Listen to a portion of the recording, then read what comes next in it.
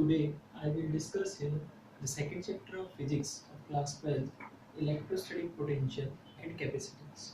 So for this chapter we will start here from some basic points. Today I will discuss here some points. First is electric potential, second electric potential reference,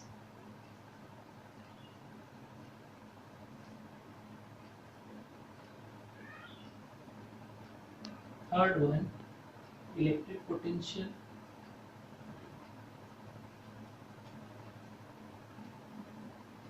due to a point charge. So we will discuss here these 3 points one by one.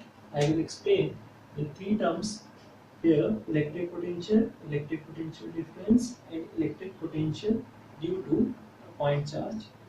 And see first, or electrostatic potential.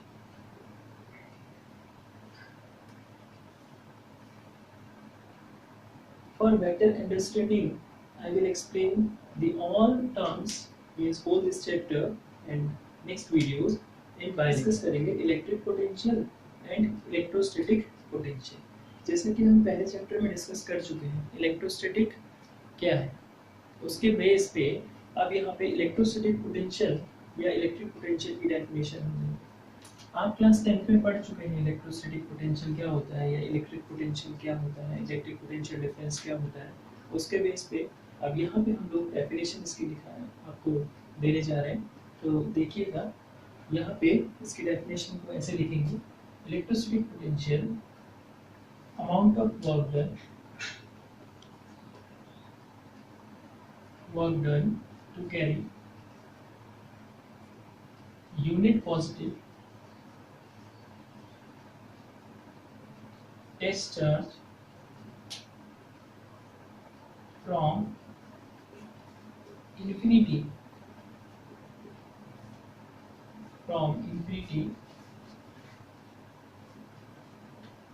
to electric field,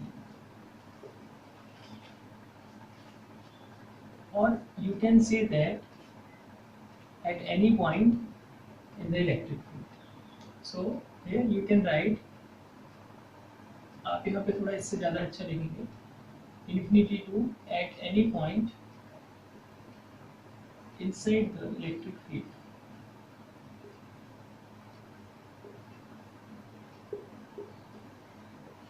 Means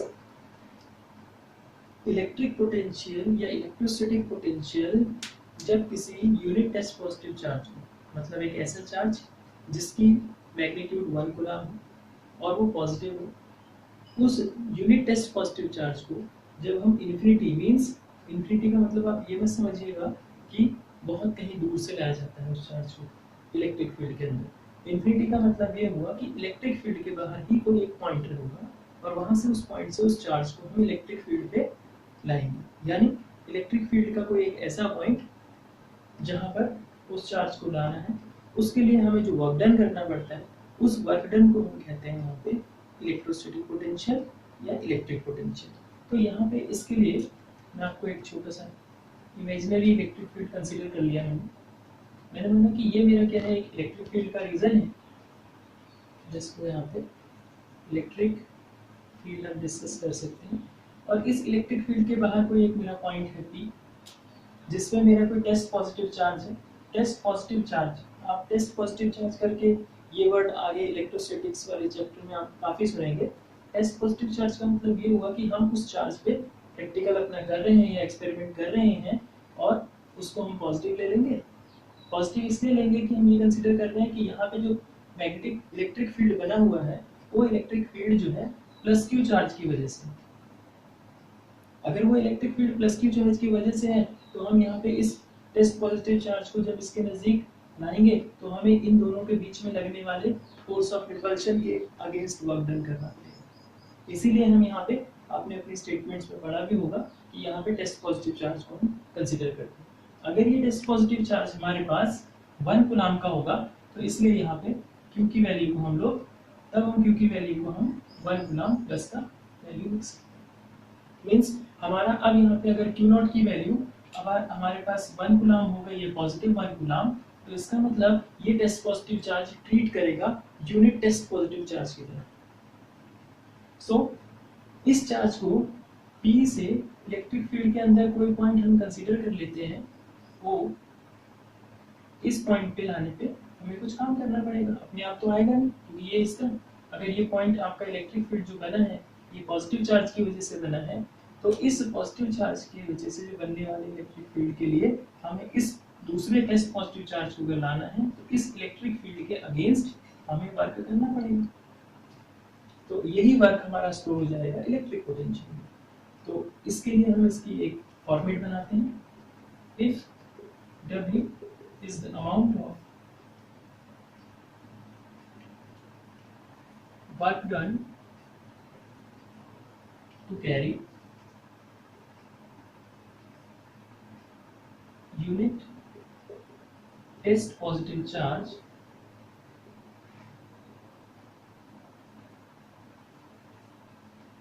Q naught is equals to plus 1 coulomb from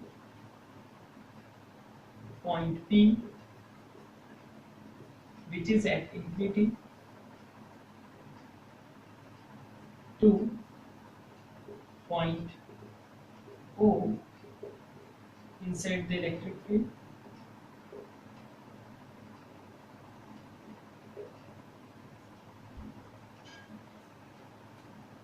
then electric potential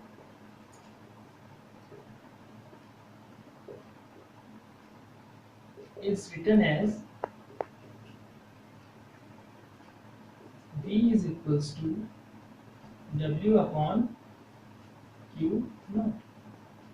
क्योंकि यहाँ पे आप क्या कर रहे हैं, इस Q not charge को P पॉइंट जो कि एट इंफिनिटी पे है से इलेक्ट्रिक फील्ड के अंदर किसी पॉइंट O पे ला। Clear?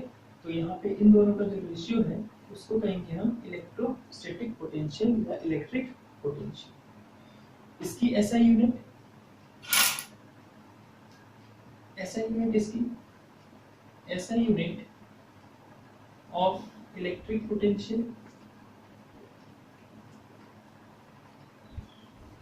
Is volt.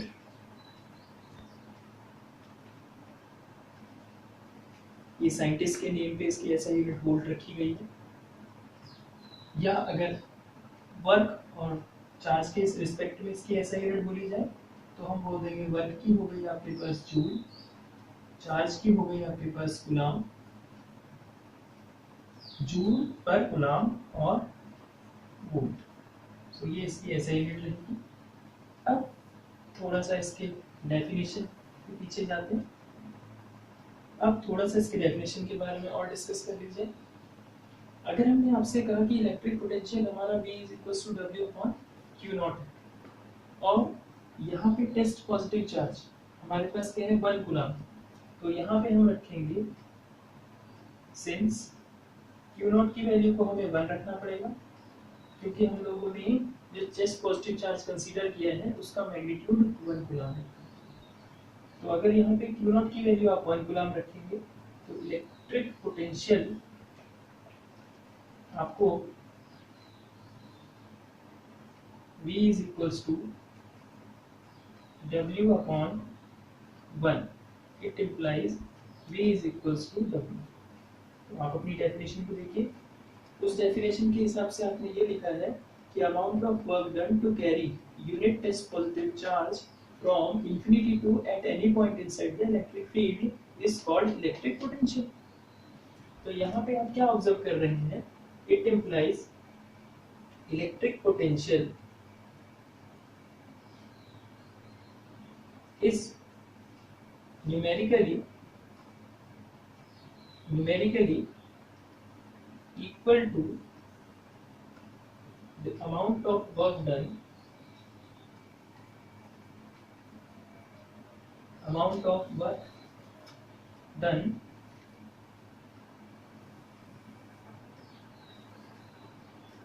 work done to carry unit positive charge.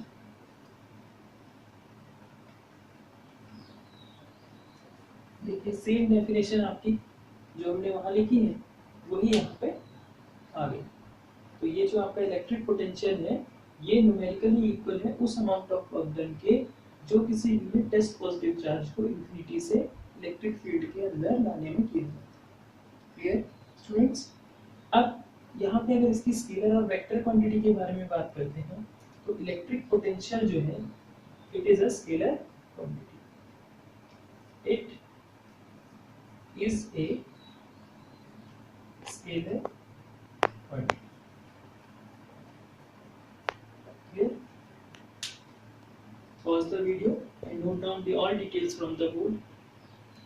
में आते हैं इलेक्ट्रोस्टैटिक पोटेंशियल डिफरेंस या electric potential difference. Electric potential difference भी सेम इलेक्ट्रिक पोटेंशियल की तरह ही आपको डेफिनेशन लगेगी, बस इसमें डिफरेंस इतना रहेगा कि इसमें जो हम इलेक्ट्रिक चार्ज है उसको आप इलेक्ट्रिक फील्ड के अंदर ही किसी एक पॉइंट से दूसरे पॉइंट तक लाएंगे। जैसे कि हम प्रीवियस इलेक्ट्रोस्टैटिक पोटेंशियल में तो इन्फिनिटी यानी इलेक्ट्रिक फील्ड के बाहर से इलेक्ट्रिक फील्ड के अंदर उस चार्ज को ला रहे थे, टेस्ट पॉजिटिव चार्ज को, लेकिन यहाँ पे जो टेस्ट पॉजिटिव चार्ज होगा उसको हम इलेक्ट्रिक फील्ड के अंदर ही किसी एक पॉइंट से दूसरे पॉइंट तक लाएंगे। तो उस चार्ज को इलेक्ट्रिक फील्ड के अंदर किसी एक पॉइंट से दूसरे पॉइंट तक लाने के लिए जो हम वर्क डन करेंगे वो वर्क डन हमारा स्टोर हो जाएगा इलेक्ट्रोस्टैटिक पोटेंशियल डिफरेंस में, जबकि वो चार्ज क्या होना चाहिए आपका 1 कूलम ऑफ चार्ज होना चाहिए। क्लियर? तो इलेक्ट्रोस्टैटिक पोटेंशियल डिफरेंस की definition amount of work done to carry unit positive test charge from one point to another point inside the electric field. It is noted by delta V and its SI unit is volt and it is a scalar quantity. So here I will use some terms to derivate their formula. If W is the amount of work done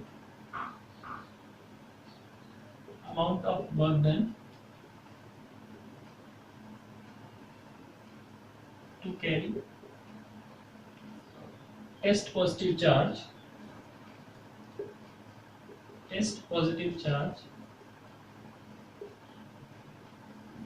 from A to B inside the electric field.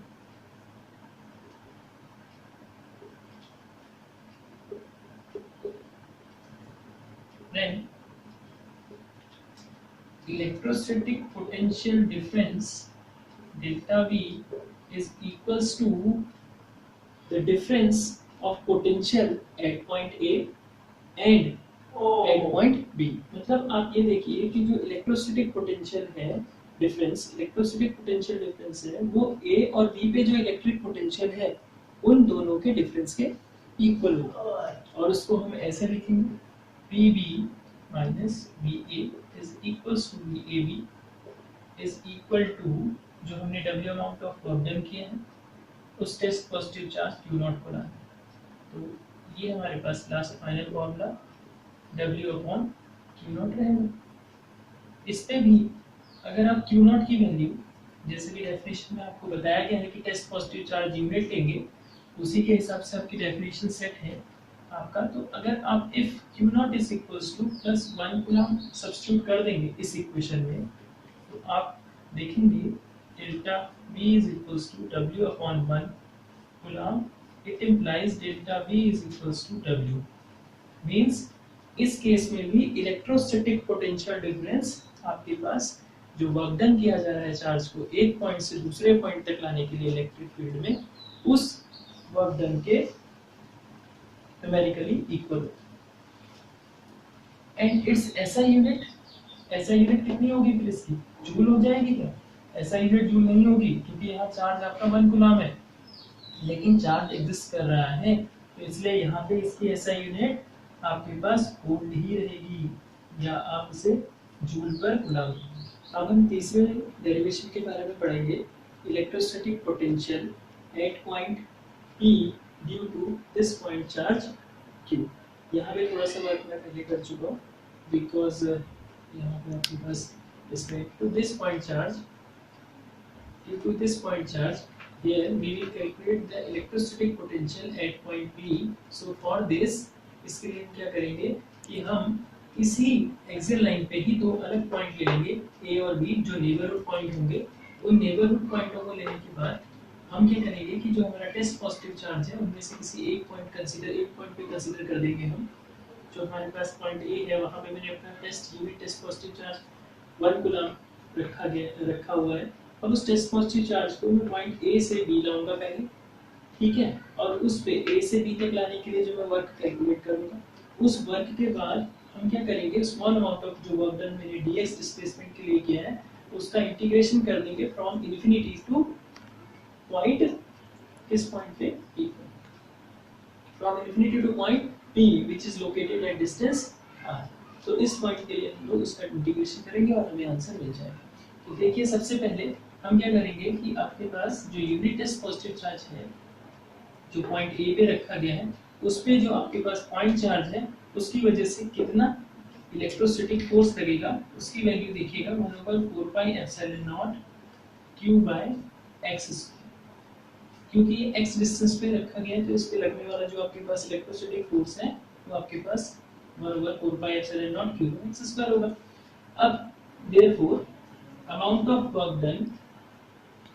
amount of work to carry unit test positive charge from A to B. So let us consider this amount of work done is dW. So dW is F dot product of dx, means the dot product of force and displacement. And you see from the diagram the direction of force which is from P to B direction, and the direction of displacement where we displace this test positive charge from A to B is toward point P, means BP. Both directions are opposite. ये आप देखेंगे कि जो इन दोनों charges के बीच में लगने वाला फोर्स आपके पास राइट साइड को लग रहा है और जो हम चार्ज को ला रहे हैं वो लेफ्ट को ला रहे हैं, तो दोनों ही आपके पास एक दूसरे के अपोजिट हैं। तो इन दोनों के बीच में लगने वाला जो एंगल है वो क्या हो जाएगा आपके पास 180 डिग्री का, और cos 180 डिग्री की वैल्यू आपको पता है -1 होती है, इसलिए जो dw की वैल्यू आएगी वो f dx cos 180 हो जाएगी। डॉट प्रोडक्ट को ओपन करेंगे, उसके बाद आपके पास जो dw हमें मिलेगा वो f into dx and cos 180 -1 है तो माइनस आगे आ जाएगी। ये वैल्यू हमें एलिमेंट्री वर्क डन की मिली। इसके लिए हम क्या करेंगे, अब f की वैल्यू सब्स्टिट्यूट कर देंगे 1/4πε0 q/x² और साथ में हो जाएगा dx विद नेगेटिव से।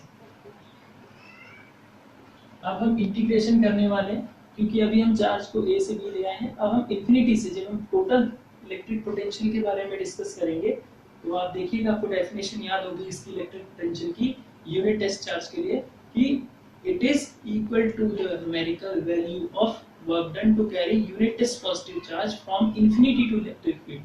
So therefore we can write total amount of work done to carry unit positive test charge from infinity to distance r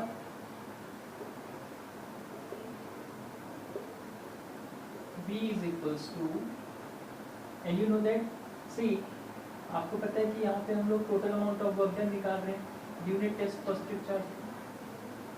आपको पता है कि यहाँ पे हम total amount of work done निकाल रहे हैं यूनिट टेस्ट पॉजिटिव चार्ज पे, और वही वर्क डन आपका स्टोर हो जाएगा इलेक्ट्रिक पोटेंशियल में आपके पास बाय डेफिनेशन। तो अब V is equals to W is equals to infinity to R F T X with negative sign. So V is equals to W is equals to -1/4πε0 q/x² की value हो गई और यहाँ से आ जाएगा dx तो W is equals to minus 1/4πε0 of Q भी इसका कॉमन आ जाएगा, Q 1/x² dx। इंटीग्रेशन आपके पास रहेगा infinity to r, this is also equal to v। So v is equals to minus Q/4πε0, और जब आप 1/x² का इंटीग्रेशन करेंगे तो इंटीग्रेशन करने के बाद आपको जो सॉल्यूशन मिलेगा वो 1/x है, और ये इंफिनिटी टू r हो जाएगा। तो आपके पास v की वैल्यू माइनस Q/4πε0, और जब इंटीग्रेशन आपको पता होगा सॉल्व करते हैं तो पहले अपर लिमिट आती है, फिर माइनस करके लोअर लिमिट आती है।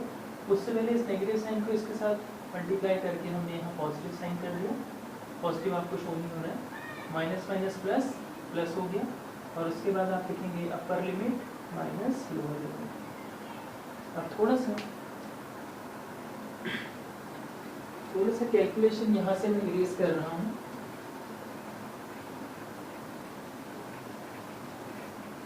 इस वैल्यू को सॉल्यूशन हम आपको यहाँ लिख रहे हैं, देखिएगा v is equals to 1/4πε0 into q, so I make it like q 1/r ऐसे रहेगा, 1/0, 1/∞ जो है 1/0 हो जाएगा। तो आपके पास फॉर्मूला बनेगा 1/4πε0 q/r। ये आपके पास electric potential at any point P due to point charge आएगा, और इसका जो इलेक्ट्रिक पोटेंशियल का फॉर्मूला है वो सेम किसी r रेडियस के जो स्फेरिकल सरफेस है r रेडियस के स्फीयर के लिए जो आपके पास इलेक्ट्रोस्टैटिक पोटेंशियल का जो फॉर्मूला आता है उसके इक्वल। अब इसमें कुछ स्पेशल कंडीशंस हैं, उनको ऐड कर देते हैं। स्पेशल कंडीशन ऐड करने के लिए हम क्या करेंगे, हम ये मानते हैं कि अगर r की वैल्यू आपके पास इंफिनिटी हो जाए, if r is equals to infinity, अगर इंफिनिटी पे हम इलेक्ट्रिक पोटेंशियल की बात करें तो इंफिनिटी पे इस फॉर्मूले में अगर r की जगह इंफिनिटी रखेंगे तो आप देखेंगे q/इंफिनिटी आ रहा होगा, q/इंफिनिटी इंटू a।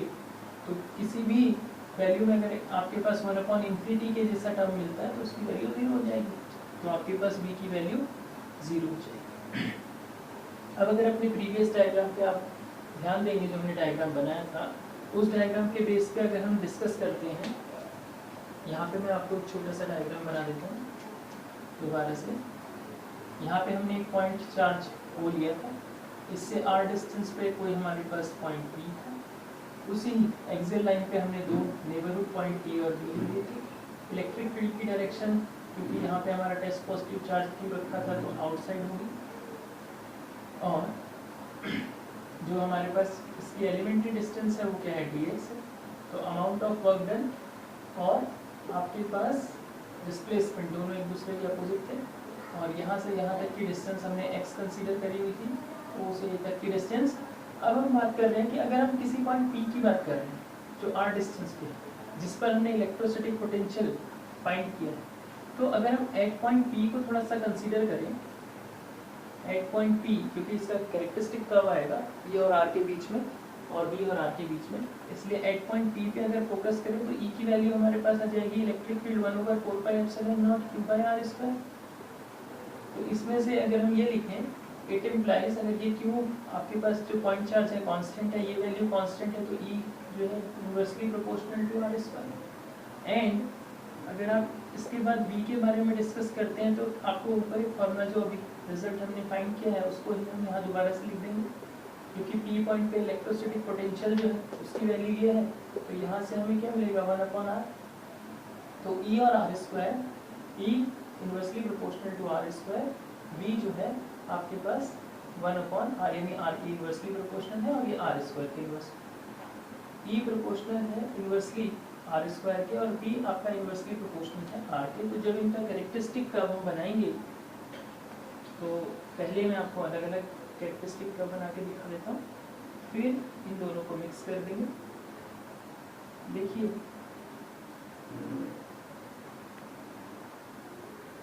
पहला जो हम E और R के बीच में कैरेक्टरिस्टिक कर्व बनाते हैं, y एक्सिस x एक्सिस, तो ये जो है इन्वर्सली प्रोपोर्शनल है आर स्क्वायर। इसका मतलब आर की वैल्यू में थोड़ा सा भी अगर चेंज करेंगे ई में बहुत ज़्यादा चेंज आ जाएगा, आर की वैल्यू को हम थोड़ा सा भी बढ़ाएंगे ई की वैल्यू बहुत कम हो जाएगी, बिकॉज ये इन्वर्स स्क्वायर है रिलेशन। तो इसलिए जो ई का आपके पास कर्व बनेगा वो मोर स्टीपर होगा, आपके पास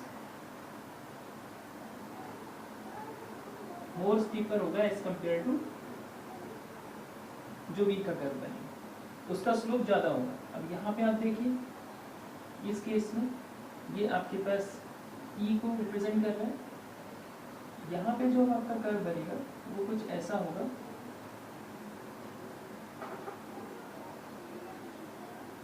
ये आपके पास V और R के बीच में कर्व रहेगा। जब इन दोनों को हम कंबाइन कर देंगे तो इसका कुछ कर्व ऐसा बनेगा आपके लिए।